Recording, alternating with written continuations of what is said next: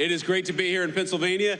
It's a good day. Anytime you get out of Washington, D.C., and I got to tell you, I want to go to the bar and drink whatever these guys over here are drinking, because they are having a good time.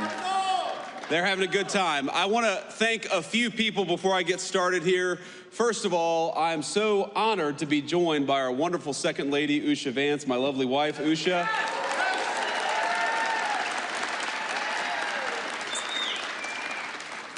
I want to thank our great Secretary of Labor, Lori Chavez DeRimmer, who's doing an amazing job, and she's focused on something that I think is very much close to the heart of our great workers here in Pennsylvania, which is this very simple idea that you ought to be able to raise a family and earn a good wage even if you don't go to college. We don't want to force everybody to go to college. We want to empower people who want to work with their hands to earn a good wage and do a good job, and she's fighting for that every single day. Lori's doing a great job.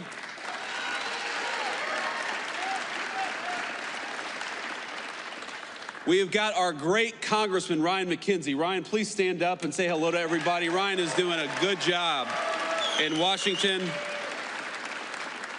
He's got a great heart for the people of this district. He's only been in town for a couple of years, maybe only a year now, right? That you've been in Congress, and you see it all the time. You see it with Democrats and Republicans. Sometimes people go to Washington and forget who they serve. Not Ryan McKenzie. You are very lucky in Pennsylvania to have one of the good ones, and Ryan is helping us every single day fight for American workers.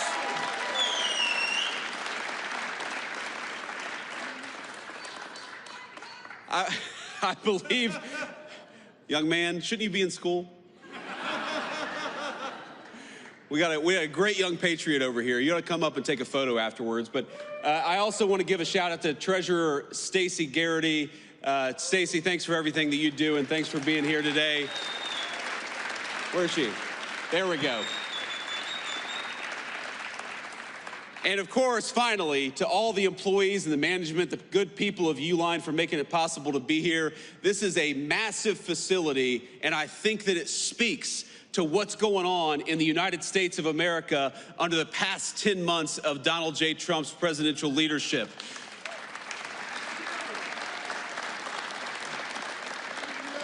Under this president, my friends, we are building again. We are investing in the United States of America again. You heard our Secretary of Labor talk about it. 61,000 jobs added in the month of November, and that's not all. We saw private sector wage growth grow at a rate of 4.2%. You know what that means? That means we're seeing the fastest private sector wage growth that we have seen in this country in many, many years. And we're doing it by having a president and an administration that believes in you and fights for you. That is what we're trying to do every single day.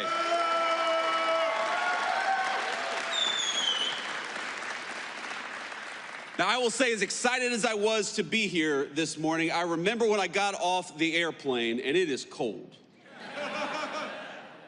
And, you know, like a good gentleman, I let my wife come down the steps first, and then I get to the bottom of the steps, and there's a bunch of firefighters from the great Lehigh Valley who want to take a photo with me. And obviously, I love our firefighters. I'm happy to take a photo. Now, here's the problem.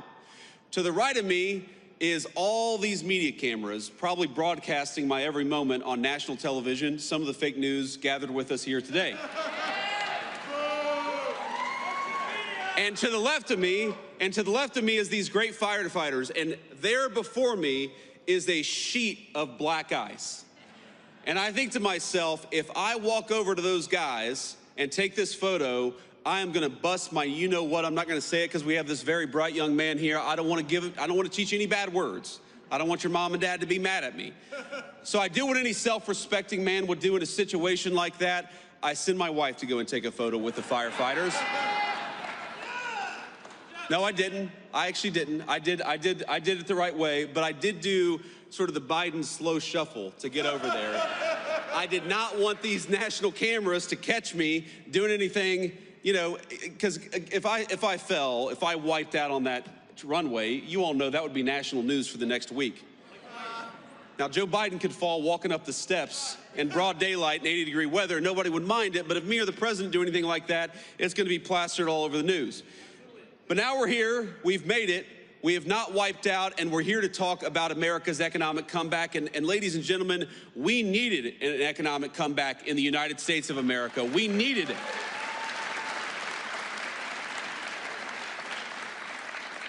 When we talk about all the wage growth, when we talk about all the people who are coming into the United States to invest in the American worker, we've got real money, real jobs, and real opportunity. What that means for the state of Pennsylvania is that in just the last 11 months, we're creating 60,000 good-paying jobs for Pennsylvania families, and we're bringing in, just in this one Commonwealth, $100 billion of new investment into this great place. That is real opportunity for the American people.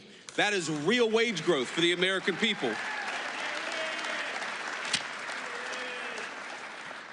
And look, I grew up in a community. I was raised by my grandmother in a community where, when I was growing up, the factories were closing down. And those good paying jobs, they weren't coming into our communities, they were getting shipped overseas by politicians in Washington, D.C. The President of the United States has set this entire administration on a different course. We are sick of rewarding companies that ship jobs overseas. We're going to reward companies that build right here in America and give Americans good wages to do it.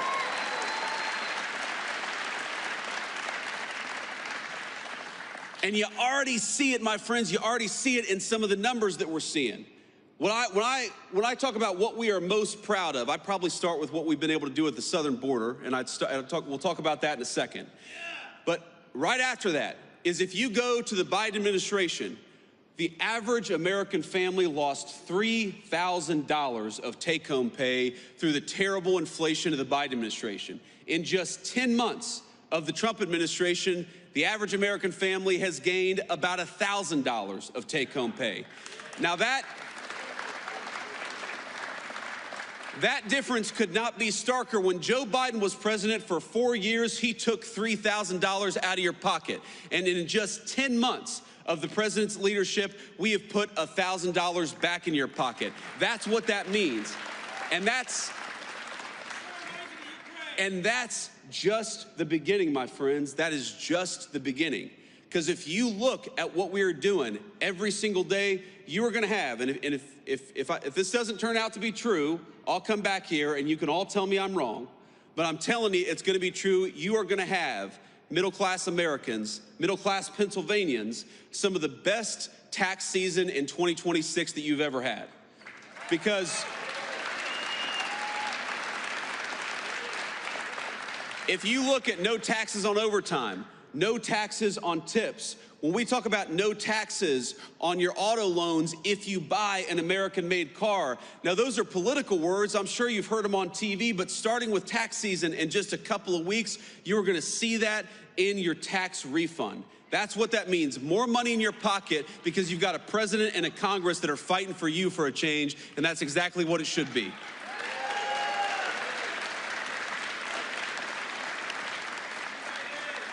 And I gotta say, I'm a little surprised. I'm a little surprised by when the Democrats talk all the time about affordability. Democrats say, you know, things aren't affordable. This isn't affordable. This has gotten more expensive. Drugs have gotten more expensive. Housing's gotten more expensive. And you know what? They're right, and it was because of them. It ain't that hard. If you go back to the 4 years of the Biden administration, why did housing get so expensive, double in price during the Biden administration? It's because Joe Biden let in 20 million illegal immigrants who took homes that ought by right go to American citizens and to the people of this great state.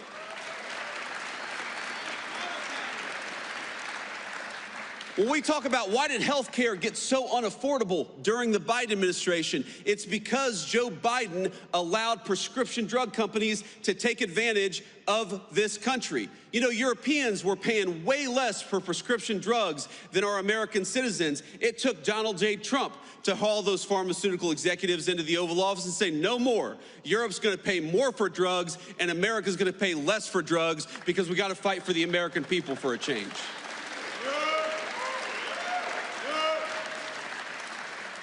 Why have rents gone down for 4 consecutive months? And I know they're still too high, But why have rents gone down for 4 consecutive months? Because we're starting to get those illegal aliens out of the United States of America. Those criminals, those gang members, those people who are taking homes that ought by right go to the people in this room and your children and your grandchildren.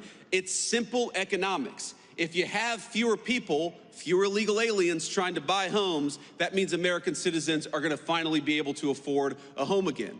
It's very, very simple economics. When you ask, why is it that we have trillions of dollars of new investment coming into the United States of America? Because we finally got a president who says, if you're going to build in America, if you're going to invest in America, we're going to make it easy for you. But if you're not going to build anything in America, if you're going to try to ship an American job overseas, then we are going to penalize you for doing something overseas that you ought to do in the United States of America. That's why we've got so much money coming in.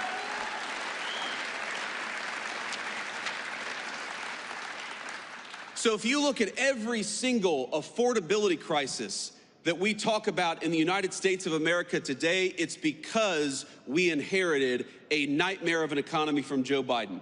The highest peacetime debt and deficits in the history of the United States of America. That blows the door off inflation. The highest energy prices in the history of the United States of America. We are in one of the great energy regions in the entire world, not just in America, in the entire world. You know why energy prices are lower? You know why gas prices have come down so much? Because we finally got an American president who wants to invest in American energy and American workers instead of green energy boondoggles that are produced overseas. Thank you. So on all these things, my point, ladies and gentlemen, is that we are making progress.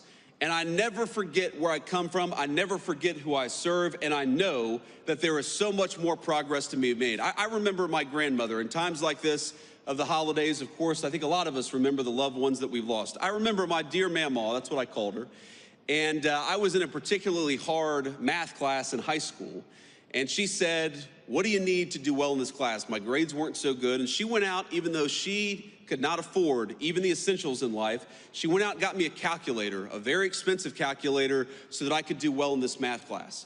I remember what it feels like for American families when you have the government take $3,000 out of your pocket through higher taxes and higher inflation.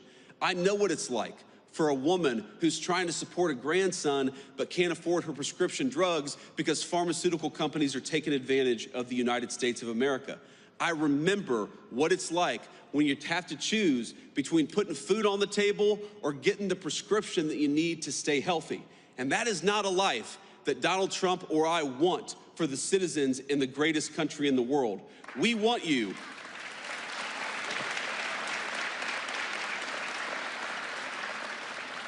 We want you to be able to afford the things that you have to give your kids and your grandkids a good life. We want you to check your credit card statement and for that to be an annoyance, something you got to do rather than something that causes a lot of stress and anxiety. We don't want a single parent or grandparent to have to look at their checking account and decide whether they're going to buy food or whether they're going to buy medicine this month. We are fighting for you every single day. And I don't want you to think for 1 second that because Joe Biden gave us the worst economy in the world that we forget it. No, we know. We know exactly what we were left with. We know exactly the consequences that it's caused for so many of our great families all across Pennsylvania. And I promise you, there is no person more impatient to solve the affordability crisis than Donald J. Trump, the President of the United States.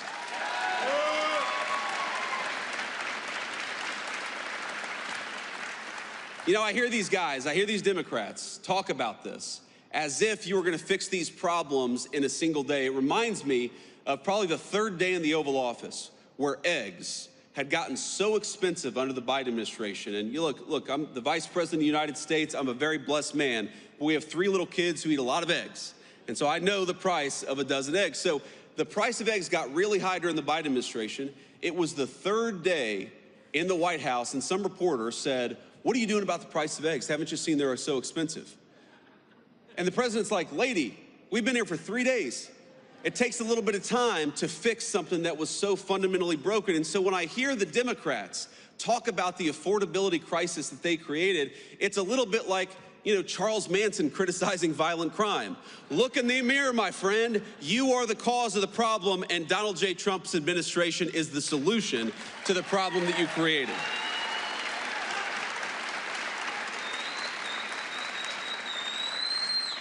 I want to say one more thing here, and then I want to take some questions from the reporters, and then we'll have to hit the road. But, this is such an amazing time to be in Pennsylvania. As much as I complain about the cold, and I do, as much as I almost busted my rear end on the tarmac today, I love being in the great state of Pennsylvania during this time of year. I love Christmas time. I love the beautiful trees. I love the snow on the hills. I love everything about this state this time of year. It reminds me a lot of my home state of Ohio for reasons that you all know well. But here's the thing. During this Christmas time, I think that we got to remember that we have a lot in the United States of America to be grateful for, and I am at the very top of the list of people who have a lot to be grateful for. I'm very grateful to my beautiful wife and our healthy kids.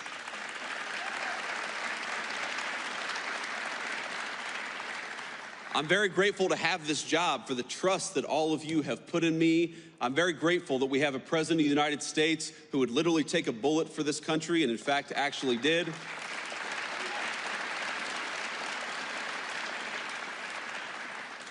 But I just ask all of you to count your blessings this holiday season, because there is a lot good out there. There's a lot that we're still working to fix. But I just wanted to say, from the President of the United States, from the entire administration, my friends in Pennsylvania, Merry Christmas to you. I hope your families have a Happy New Year.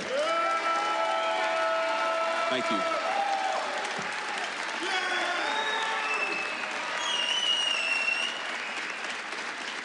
All right. Thank you all. Please sit down. Sit down. We're not done yet. We're not done yet. Please. All right. We're going to take a few questions from the reporters, and we're going to start with the most egregious of the fake news. Is that right, Luke?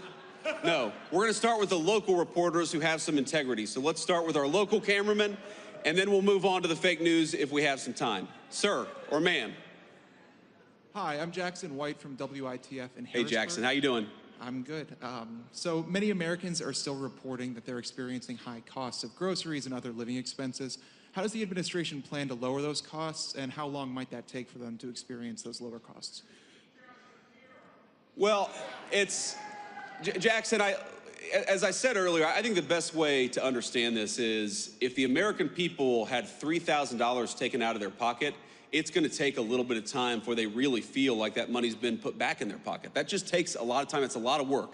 And I think the best way to do it is, on the one hand, you got to lower costs. That's why that we're lowering regulations on American energy to get gas and groceries down. Now, how does energy connect to groceries?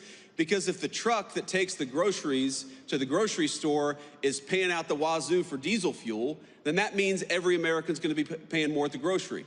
If the farmers who actually grow our food are paying way too much for fuel and fertilizer, that means American citizens are not going to be able to afford their groceries. So if we lower the price of energy, we lower the price of groceries, we lower the price of gasoline, and importantly, we bring good jobs back into this country so that wages go up, that's how you give people a shot at the American dream again. That is our job. That is what we ran on. That is what we promised to do. And after 11 months, again, the average American family is $1,000 richer than they were 11 months ago. Now, if you had $3,000 taken out of your pocket by the Biden administration, of course you're still struggling to get by. Rome was not built in a day, but we are committed every single day to making every single American who works hard and plays by the rules, we want them to get a little bit richer every single day. And we do believe that if we keep on making the right decisions, we keep on investing in the United States of America, we are going to find that the American citizens can afford a good life in their country again. That's our obligation, and that's what we're trying to do.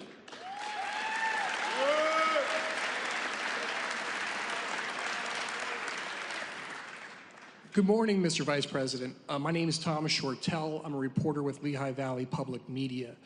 Congressman Ryan McKenzie and a number of other battleground Republicans have been pushing to have tax credit extensions on the ACA. I was curious what your thoughts were on their efforts. Is that something that the administration is behind? So first of all, just on healthcare costs, if you look at some of the worst healthcare costs for American citizens, the biggest drivers of increased healthcare costs, it is the cost of prescription drugs. It simply got way too high, and it got too high because we allowed other countries to take advantage of it. I'm talking about the same exact drug that would cost $300 in Great Britain or $250 in France would cost an American $5,000 or $10,000. We were subsidizing the entire world's prescription drugs, and no president had the courage to put a stop to it. And Ryan McKenzie has been very supportive on this. Nobody had the courage to put a stop to it until Donald J. Trump said no. We are done getting fleeced on pharmaceuticals. Europe has to pay up so that our great American citizens can pay less. That's the most important thing that we've done.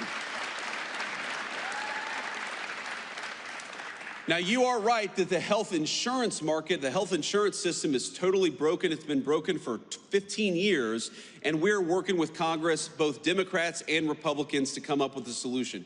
You talked about premium support. We think that everything should be on the table, but Democrats and Republicans, they got to work together and put something on the president's desk to sign. Now, I will tell you, we've been involved in probably 10 different health care bills. You know, we've been talking to Ryan about it. We've been talking to my friend Bernie Moreno from the state of Ohio. We've been talking to Susan Collins about it. We've even been talking to a few of the reasonable Democrats who are putting ideas out there. But Congress has got to get us something to lower the cost of health insurance for American citizens. The Obamacare system was broken. Donald J. Trump wants to fix it, but Congress has got to step up here.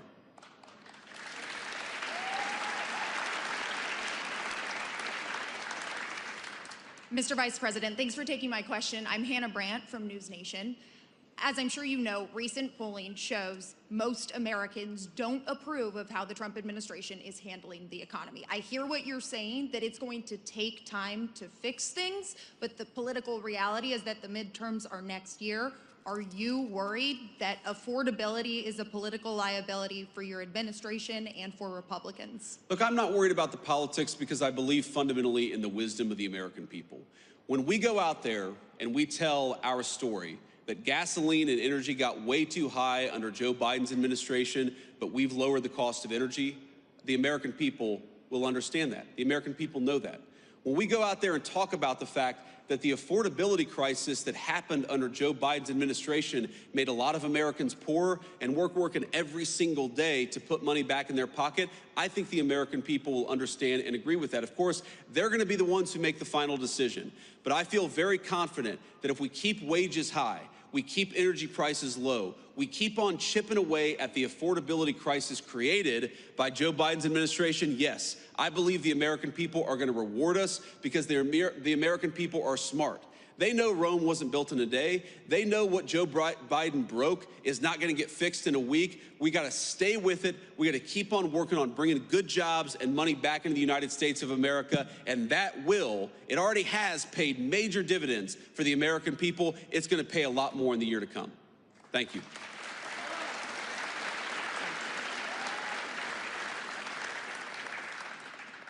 Thank you, Mr. Vice President. This is Elizabeth Mitchell from the Daily Signal. The health care bill released Friday by the GOP doesn't include health savings accounts.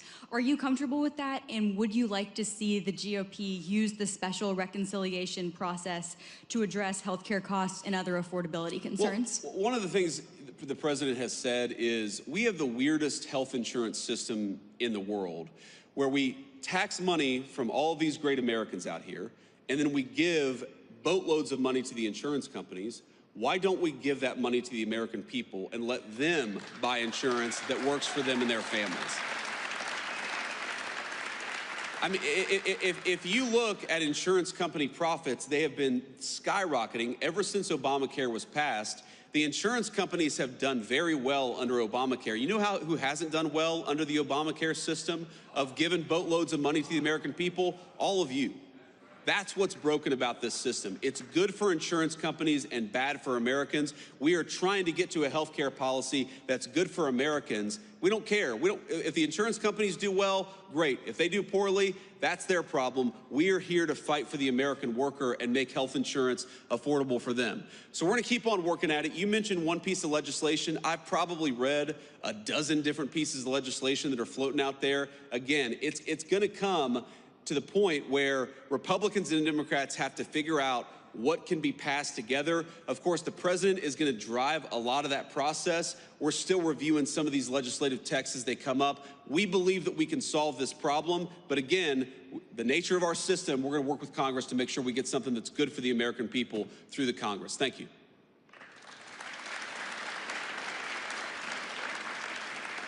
Thank you, Mr. Vice President. This is Iris Sentner from Politico.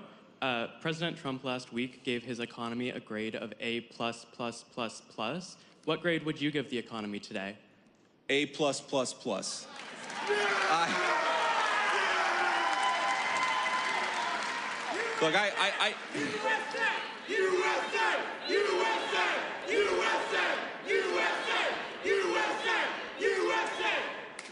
Look, Here's the simple fact of the matter. Again, you have to understand all of this stuff in context. You have to ask yourself, what has the Trump economy been able to build over the past 10 or 11 months, given what we inherited from the Biden administration? Ladies and gentlemen, we had the worst inflation crisis in 50 years in the United States of America under Joe Biden. We had the worst trade deficit in the history of the United States under Joe Biden. We had debt and deficits, the highest in the history of American peacetime in 250 years. What we have been able to do, higher wages, lower inflation, a massive amount of investment and money coming into the United States of America, that stuff is incredible. And that is something to be proud of. What I will say is that given how bad things got under the Biden administration, we are going to keep on working every single day to make sure that Americans feel the benefits of the Trump economy. I am certain that we've already seen great benefits for the American people, but we got a lot of rebuilding to do over the next 3 years, and the president is committed more than anybody to making sure that we do it.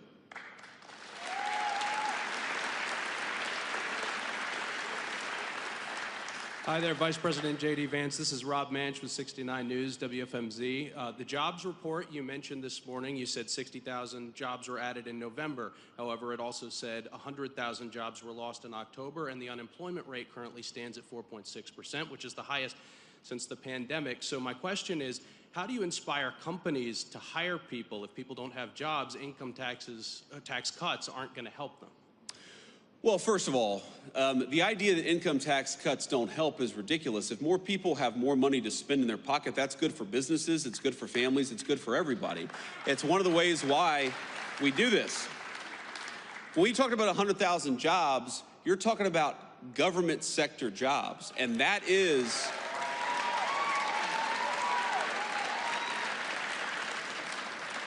in a lot of ways the entire story of what we're trying to do under President Trump's leadership. We want to fire bureaucrats and hire these great Americans out here. That's what we're trying to do.